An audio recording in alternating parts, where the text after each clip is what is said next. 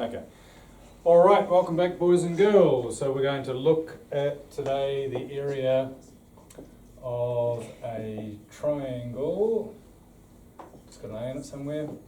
Area of a triangle using this equation. So we know that area is equal to half the base times the height, and that's kind of a familiar equation that we are used to, but we're going to use this one instead, AB sine C, and I'll show you the proof of that as well. So what we need is a triangle, and we label some sides on that.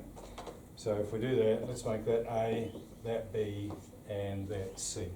Now, a convention that we've got is if we label the angles with capital letters, then the corresponding sides are labelled with lowercase, all right? So angles, capital letters, what's the side opposite A?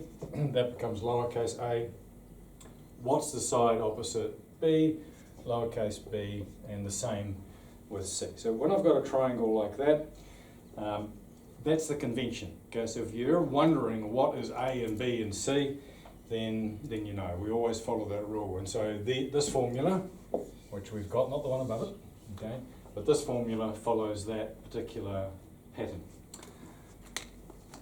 Now, what I'm going to do is show you how this equation is derived from this one.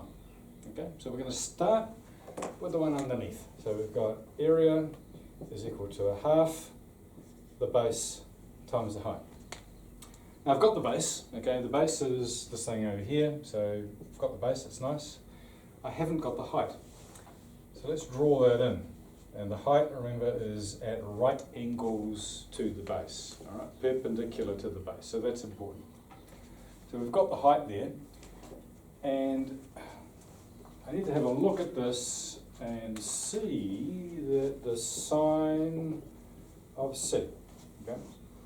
The sine of C, so this angle here is equal to h over a, opposite over hypotenuse. So the sine of C, h over a.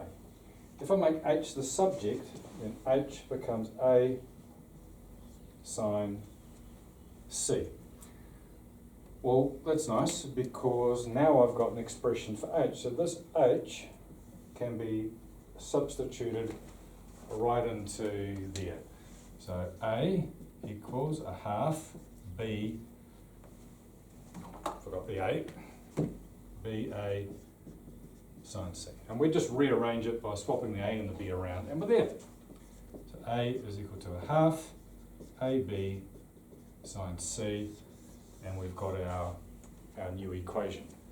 Right, let's have a look how that works. So we did an example before, very similar to that. So here I've got a triangle.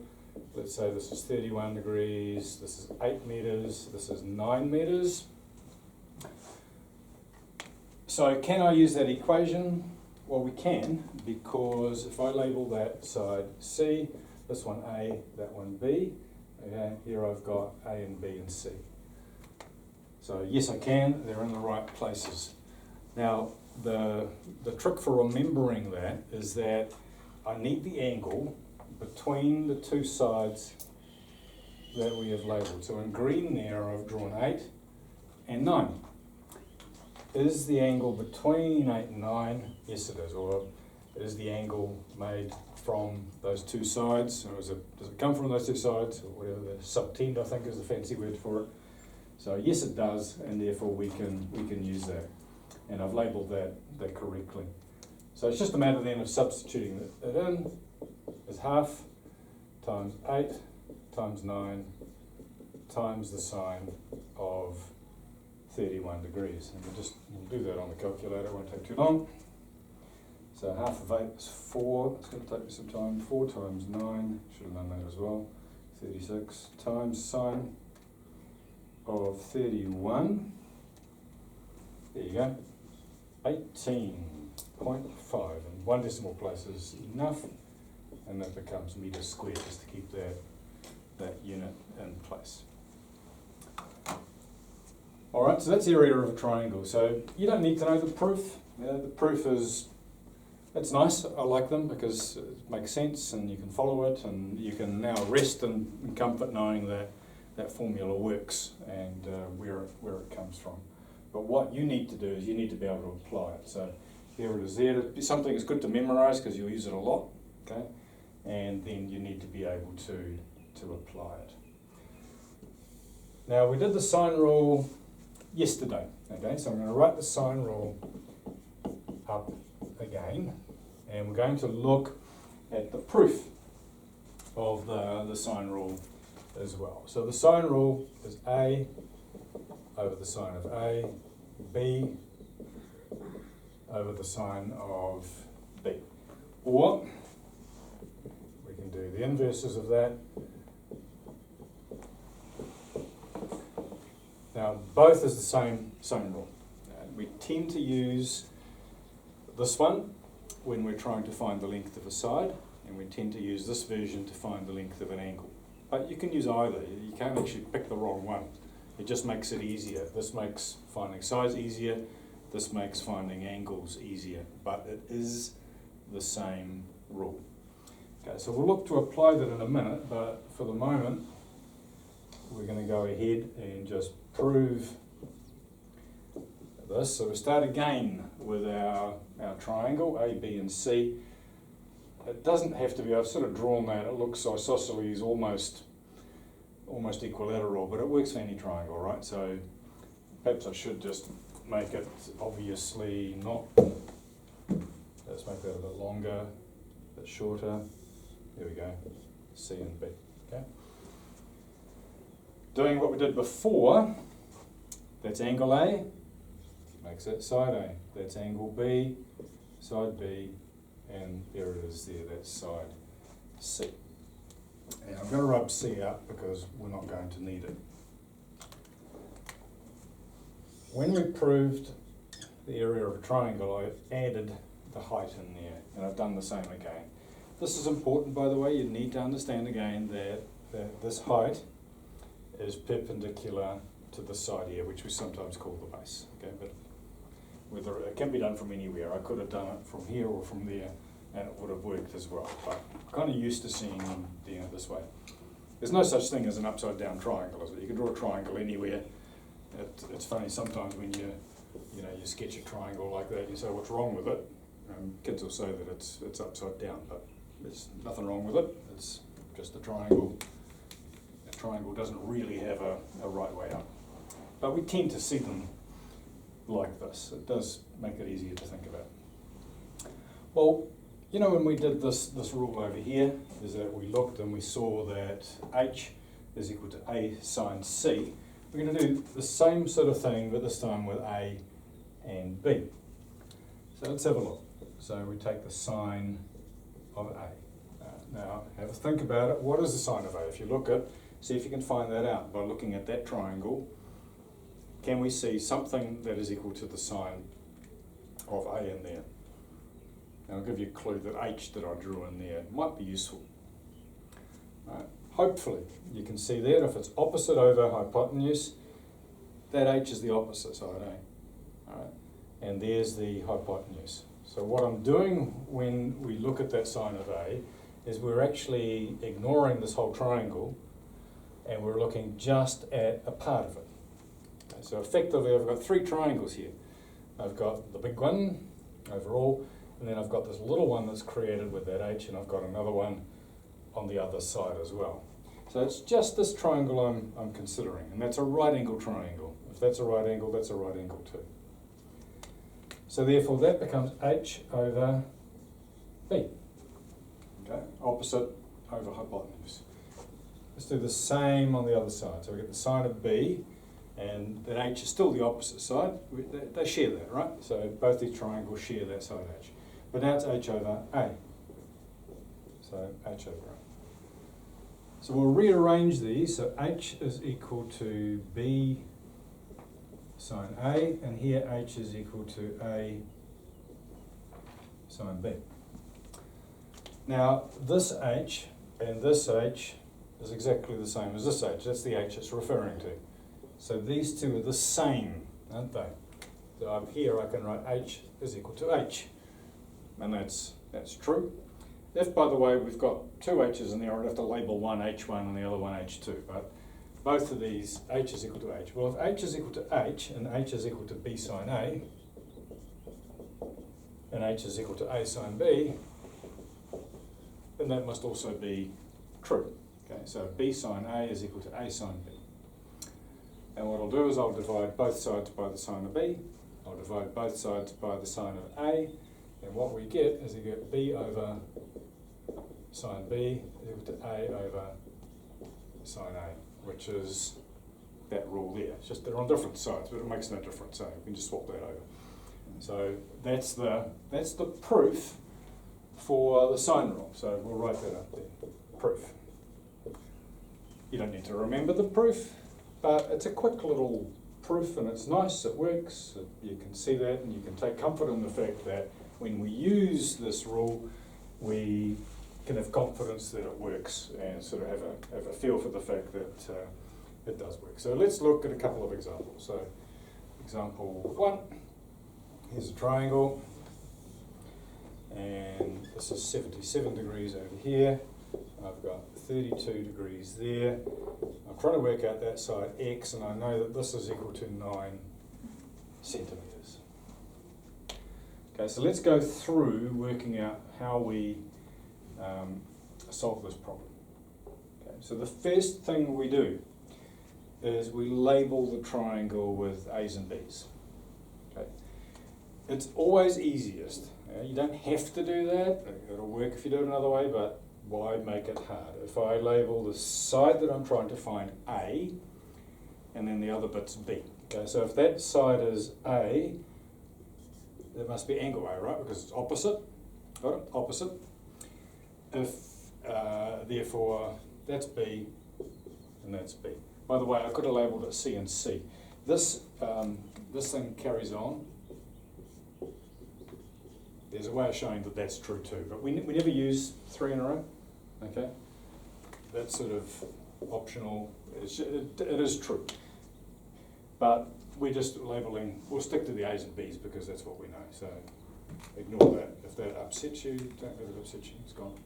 Okay. But it is true. Right. So let's write down these steps. 1. Okay, label. Done. 2 is we're going to write out the sine rule. So A over sine A, and I'm using the first one because I'm trying to find a sine. So let's write down 2 formula. Write it down. 3 is going to be substitute. Okay? So we've just fill in the blanks. Paint by numbers. So it's x over sine of 77. B is 9 over the sine of 32. So step 3 now. Step 3, substitute. Rearrange. X is equal to the sine of 77 times 9. Sometimes I write 9 times 77. It makes no difference. And that's sine of 32. So that is step 4. Rearrange. And step 5, solve. You do that on the calculator. Use the, oh, it doesn't matter. As I say, use the fraction button on the calculator, but whatever works for you. The fraction button's handy if you've got long things.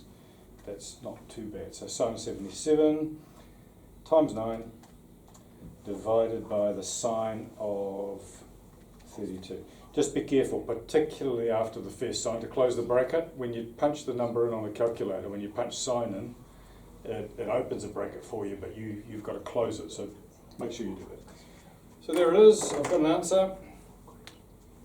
And x is equal to 16.5.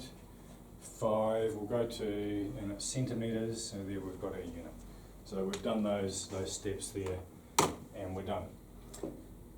Let's have a look. Does that answer make sense? Because 16.5 is a bit bigger than the 9, so it does make sense, I think, because 32 is smaller than 77, so I'm expecting a smaller side than what I am here. Okay, so the fact that 77 is larger than 32 means that I'm going to get a larger length than 9 on that side. So I'm confident that we've got the right answer. One more example, and then you're going to do some work. So that was example 1. We'll do example 2. I'll draw another triangle. Let's draw one upside down. And here we go. We've got, let's make that 68. And this is 5. And I've got an angle theta there. And this is 4. Right. It's not as nice looking as my first triangle. That's better. All right. So we're trying to find angle theta. So let's label them again. So the thing I'm trying to find, label that A. In this case, it's a capital A because it's an angle.